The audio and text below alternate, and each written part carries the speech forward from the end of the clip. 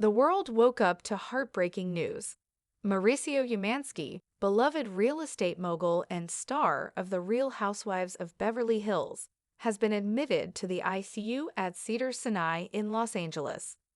For weeks, quiet rumors had circulated about Mauricio's health. Some dismissed them as tabloid chatter, but today, those whispers have turned into a frightening reality. Late last night, his condition suddenly declined, prompting an emergency rush to the hospital. Kyle Richards, Mauricio's wife of nearly 3 decades, was by his side the entire time. Witnesses described the deep concern etched on her face, a look of a woman holding on to hope as her world shifted beneath her. Kyle's statement. Just hours after Mauricio's admission, Kyle broke her silence. In a statement shared publicly, she wrote, "Mauricio is my partner, my best friend, the love of my life, and the father of our beautiful daughters. These past 24 hours have been the most difficult of our lives. We are holding on to hope, leaning on faith, and asking for privacy and compassion as Mauricio continues to fight." Her words, raw and vulnerable, spread quickly across social media. Within hours, hashtags like #PrayForMauricio and #StayStrongKyle began trending worldwide. Fans, celebrities, and colleagues alike rallied in support, flooding her feeds with messages of love. Possible causes. While the exact nature of Mauricio's health crisis remains private, sources suggest he had been struggling quietly with fatigue and stress in recent weeks. Running a multi-million-dollar real estate empire while filming multiple shows placed extraordinary pressure on him. Those closest say he downplayed the warning signs, pushing forward with his relentless schedule until last night's sudden collapse. Doctors at Cedars-Sinai are working around the clock. His vital signs remain unstable, but Mauricio is said to be surrounded by a specialized team determined to stabilize him. Kyle's strength. For years, audiences have seen Kyle Richards as the glamorous centerpiece of RHOBH. But in this moment, the cameras don't matter. Behind hospital walls, she is simply a wife and mother, doing what countless others have done in similar circumstances. Holding a loved one's hand, refusing to leave his side, and praying for a miracle. Those close to the family say Kyle has cleared her schedule, canceled filming, and remains almost constantly in the ICU. Staff describe her as exhausted but unwavering. As one insider put it, she hasn't let go of his hand. The daughters' vigil. Mauricio and Kyle's 4 daughters, Farah, Alexia, Sophia, and Portia, have been at the hospital as well. Each has taken on a role in supporting their mother and one another. Farah, the eldest, is managing logistics and family communication. Alexia and Sophia have been seen comforting their younger sister Portia, and though shaken, all 4 are showing remarkable courage, drawing strength from the love their parents have always modeled. For fans who have followed this family for more than a decade, it's both heartbreaking and inspiring to see the bond between them shine in such a painful moment. Celebrity and fan support. The Bravo community has responded in full force. Dorit Kemsley, Lisa Rinna, Garcelle Bavau, and Erica Jane each posted messages of prayer and solidarity. Housewives from New York, Atlanta, New Jersey, and Miami echoed their support. Even Andy Cohen dedicated a segment of his Sirius-XM show, calling Mauricio one of the kindest, most genuine men I've ever met. Outside Bravo, Hollywood figures stepped in as well. Kris Jenner promised prayers for the family. Paris Hilton, Kyle's niece, wrote, "Sending love to my aunt, my uncle Mauricio, and my cousins. We are praying nonstop." But perhaps the most moving support has come from fans. Thousands of comments, prayers, and candlelight vigils have been shared across platforms. Hashtags like #UmanskyFamily trended globally, proof that viewers feel deeply connected to this family they've welcomed into their homes for years. Bigger reflections. This story is about more than a reality TV couple. It's about life itself. Illness does not care about fame or fortune. An ICU room looks the same whether you live in Beverly Hills or a quiet suburb. And at its core, this is the universal human story of love, resilience, and the fight to hold on. Kyle's devotion reminds us that in life's darkest moments, strength comes not from status but from love. Mauricio's fight reminds us of the fragility of health and the importance of cherishing every moment. Their daughter's vigil reminds us of the power of family, even when the ground beneath them feels unsteady. For anyone who has ever sat by a hospital bed, whispered prayers, or waited for news that felt unbearable, this story is achingly familiar.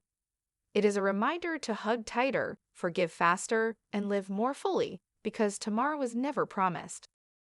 Closing appeal. And so, as Mauricio continues his battle and Kyle stands by his side, we, their extended family of fans and friends, have a role to play too. If you believe in love, resilience, and community, I ask you to do 3 things. 1. Subscribe to this channel for updates and more stories that matter. 2. Leave a comment with your message of support for Mauricio, Kyle, and their daughters. 3. Share this video so others can join in lifting them up. Because what Mauricio and Kyle are facing now is more than entertainment. This is real life. And in real life, what matters most is not the spotlight, but the hand we hold in the dark. Thank you for watching, thank you for caring, and thank you for being part of a community that chooses compassion. Together, let's send strength, love, and unshakable hope to the Umansky family. The bracelet on the man's wrist says Umansky, Mauricio. He lies beneath the white geometry of light and linen, a small hurricane of machines curling around him with soft, dutiful hiss. The monitors do their steady green dance, peaks, valleys, peaks, like a city skyline that refuses to go dark. His wife sits in the butter-yellow chair at his bedside. She's smaller in person than on my neighbor's television down the hall, where late-night nurses watch people with perfect hair manage impossible lives. Her name is Kyle Richards. Here, under my second hand, she is not famous but ferocious, the kind of love that doesn't blink. Her fingers braid and unbraid the hospital blanket, as if tangling and untangling might change the shape of the night. When the nurse enters, Kyle stands automatically, like reverence itself. "Any change?" she asks, voice low and level, as though terror is a glass she will not set down too hard for fear it might shatter. Vitals are watching the same movie, the nurse says, a small smile that knows it isn't funny. "We'll adjust 1 med. The doctor's on his way." 5 seconds pass. I collect them. I am greedy with them. I keep every second anyone drops. On the tray table, Kyle's phone glows. Messages pile like snow, a storm made of friends and strangers. #Pray for Mauricio blooms across the world while I keep time in a room too bright to be night. She doesn't scroll, the screen times out. When it lights again, I catch a glimpse of a note she typed and never sent. "You promised you'd slow down after Aspen. You promised you'd go easy." A private vow to a private life neither of them has truly had in years. The door slides open as quietly as bad news. 4 girls step in, tall and short versions of hope. Farah is the oldest, carrying a bag with sensible things, charger, sweater, something homemade wrapped in foil. Alexia's eyes are rimmed in pink. Sophia's jaw is set like a gate. Little Portia moves cautiously, like the floor may shift. "Hi, Mommy," Portia whispers, and the word makes Kyle exhale like she hasn't since sunset.